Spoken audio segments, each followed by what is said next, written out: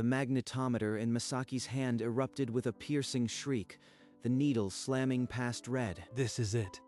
The global collapse my research predicted. They laughed. He ran, boots pounding the frozen march ground as the sky above tore open into impossible colors. Behind him, neighbors stumbled from their farmhouses, shouting, but Masaki didn't look back. He punched the code into the bunker keypad. The steel door swung inward, and he threw himself inside. He hauled the door shut. The locking bolts slammed home, and for a moment, there was only the echo. 4 years of ridicule. 4 years of building. And now, it's real. He hurried to the monitor station. Every screen showed the same thing. Magnetic field strength 0. He activated the periscope. Outside, a man lay in the road. A truck had crashed, and the aurora blazed like a wound. I am alive. The bunker holds. But how long can it last? Hours passed. Then, pounding on the steel door shattered the bunker's heavy silence. Survivors. If I open that door, I share everything. My calculations didn't account for this. Masaki, open up. The sky is killing people. You built this place. Let us in. Masaki unlocked the door. 14 terrified neighbors stumbled in, dragging ash and panic. The cramped bunker became a tangle of limbs and ragged breaths. Space was instantly a weapon. You've been prepping for this while we farmed. How long can your supplies really last, scientist? Please, my son hasn't eaten since last night. Just a little food? If we don't ration strictly, we'll all be dead in 2 weeks. Everyone gets the same. No exceptions. So you are the dictator now? We didn't elect you, city boy. Masaki handed out the first meager portions. The silence that followed was heavier than the argument. The first days were a harsh rhythm of rationed water and whispered arguments in the dark. No one goes outside without a Faraday suit. The solar radiation will kill you in minutes. This is paranoia. We've farmed under the sun our whole lives. A few minutes won't hurt. On the third night, a young man cracked. He slipped out the airlock while others slept. He returned at dawn, skin blistering, vomiting blood. The radiation had already cooked his insides. This is what I was trying to prevent. Now everyone sees the cost of ignoring the rules. He died 6 hours later. The bunker held its first funeral in a storage corner. Masaki was right. I am too stubborn. From now on, I follow his lead. What do we do now? How long can we survive like this? We survive by following the protocols. One mistake, and we join him. That's the only way. After the funeral, Masaki retreated to the communications corner. He powered up the shielded shortwave radio. Broadcasting will drain the batteries, but staying silent is a death sentence for everyone out there. This is Masaki Kaito, broadcasting from Hokkaido. Use aluminum foil and wire mesh to build a Faraday cage. Limit surface exposure to 10 minutes max. The signal crackled across the ruined landscape, reaching a family huddled in a basement. A soldier at a Tokyo listening post sat up, fumbling for a pen. He transcribed the words with shaking hands. No reply. The airwaves are dead. But I'll keep broadcasting.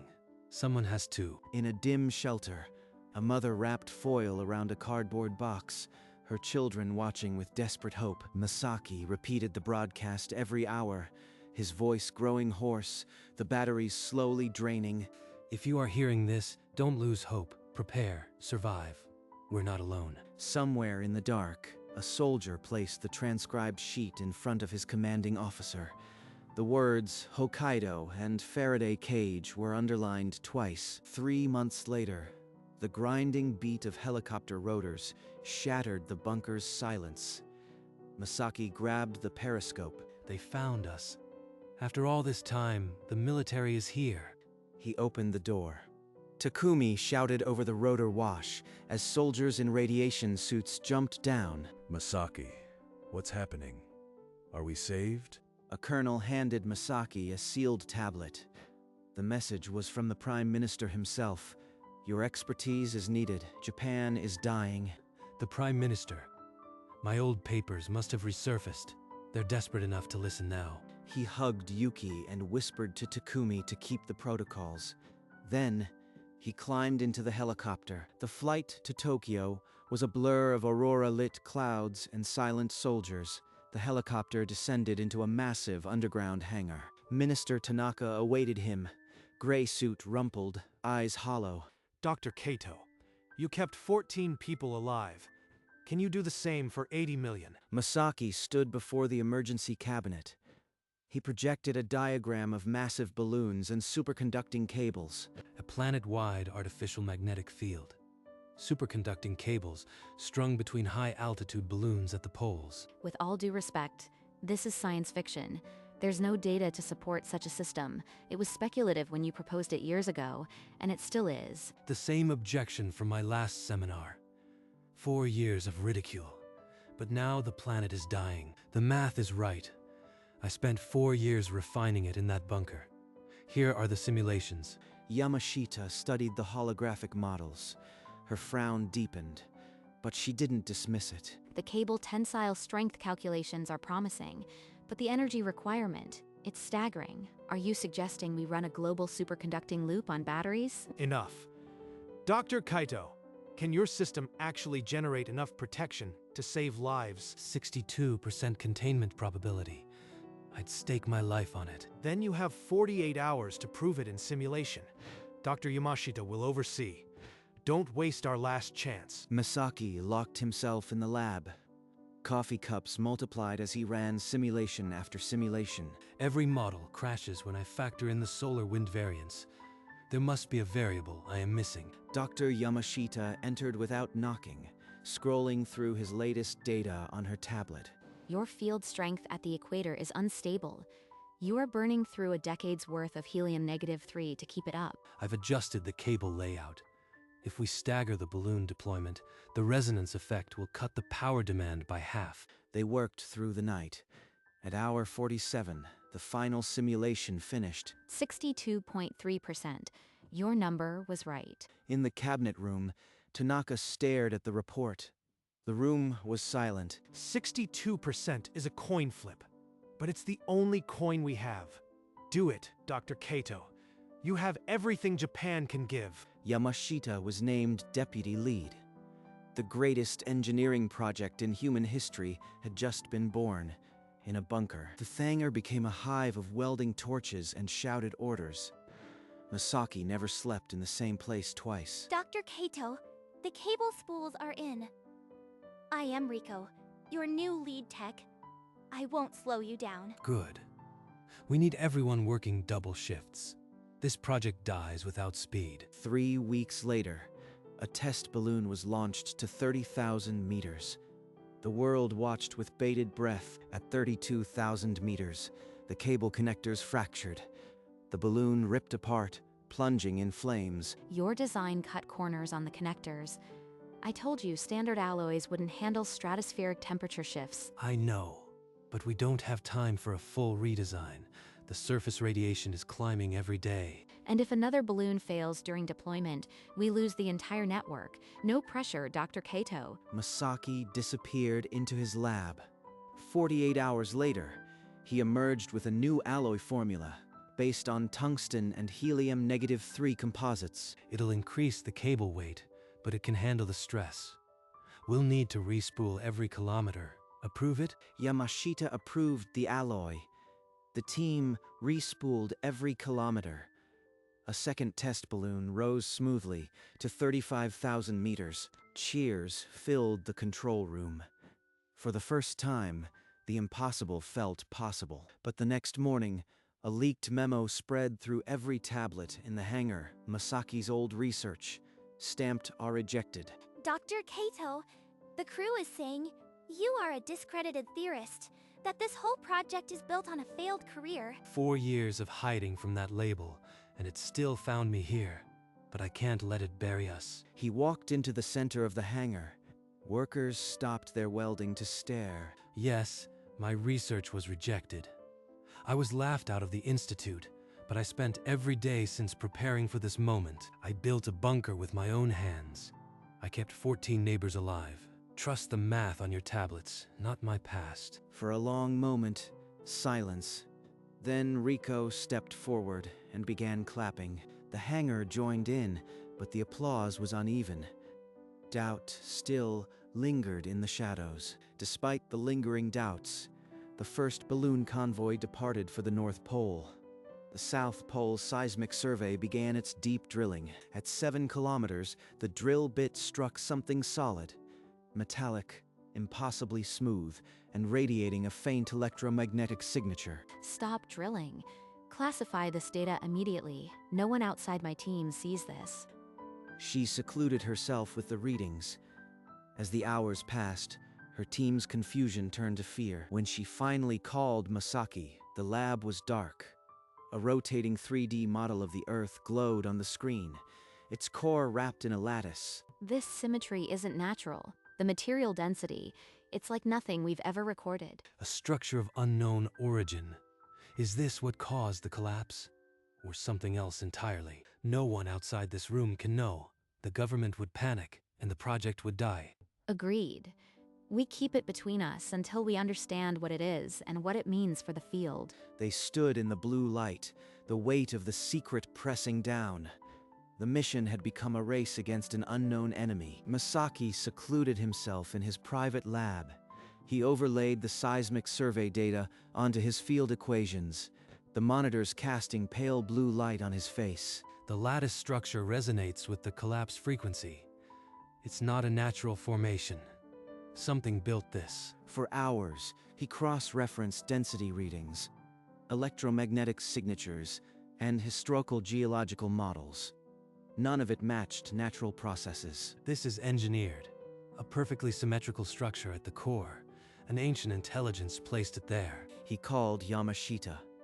She arrived within minutes, her face drawn with the same dread as they stood before the screen. You think it caused the collapse? That it's a weapon from some forgotten civilization? Or a stabilization mechanism that failed. But the fact that it exists changes everything. The collapse was not natural. They argued through the night, but the conclusion was inescapable. The magnetic collapse was triggered by something not of this Earth. We can't tell Tanaka. If word gets out that an ancient race might be involved, panic will kill the project before the radiation does. Agreed. The field must be built regardless. If there's a message in that structure, we'll find it when humanity is safe. The next morning, Masaki and Yamashita entered Tanaka's office. The Prime Minister looked older than the day before. Prime Minister, the seismic survey found a deep Earth formation that may interfere with the field dynamics. We need to accelerate the launch. Will it prevent the field from forming? Not if we deploy faster. The field will act as a shield regardless.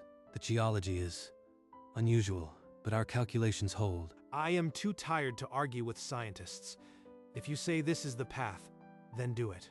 Japan's future is on your shoulders. As Masaki left the meeting, Riko appeared in the corridor, her face a mix of concern and accusation.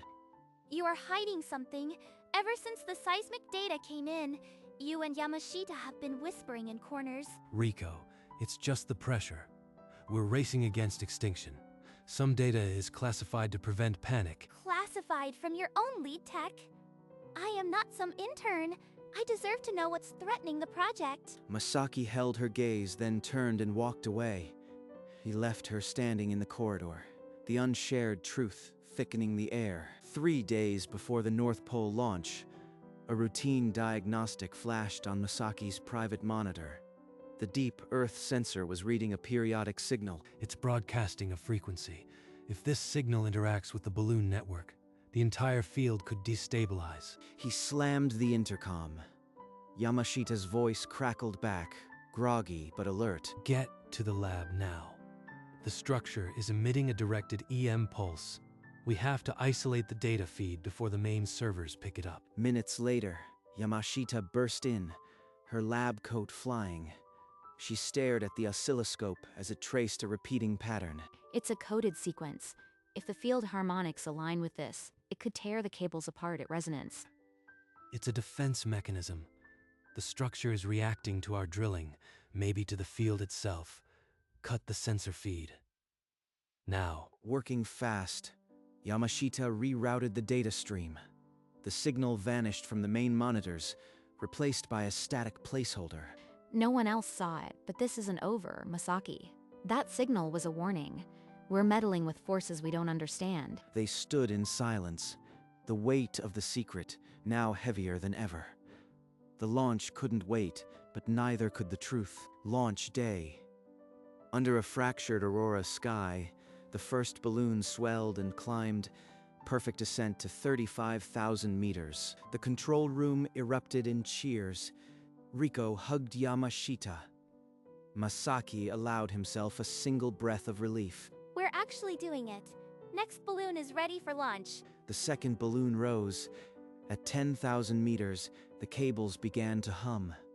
A grating, unnatural frequency. It's the core signal. It's forcing a resonance on the cables. Shut it down. A cable snapped with a thunderous crack. The balloon yawed wildly, cables flailing like whips. Monitors flashed red. The balloon was veering toward the other deployed ships. Collision was imminent. Activate the emergency ballast dump. If it falls, it'll take the entire grid with it. The balloon's ballast ejected, but the severed cable still tethered it to the chaos below. It dragged the balloon dangerously. The cable is still physically connected to the primary spool. Someone has to cut it manually. The room fell silent. Masaki turned from the screen, his face set. He had known this moment would come. I'll go up in a support balloon. I can reach the cable and release the secondary lock manually. That's suicide. At that altitude, the temperature is -50. Hypoxia will set in before you reach it. If I don't, the entire network fails. This is my design, my responsibility. Prepare the suit. In the prep room, Riko helped him into the pressure suit. Her hands trembled as she checked the seals. Please come back, Dr. Kaito. We need you. I need you to trust us with the truth someday. The support balloon ascended rapidly. The world below shrunk, the crippled balloon loomed ahead, cables whipping. The cold is piercing the suit. Every breath is a fight. Just a few more meters. He extended a magnetic grapple. The broken cable danced just out of reach. A single wrong move meant death. One lurch of the balloon. One arc of current. His finger closed on the trigger. The grapple fired. The grapple clamped onto the secondary lock. With a final surge of strength, Masaki wrenched it free. The cable snapped away. The crippled balloon stabilized, but a burst of residual current arced from the broken connector.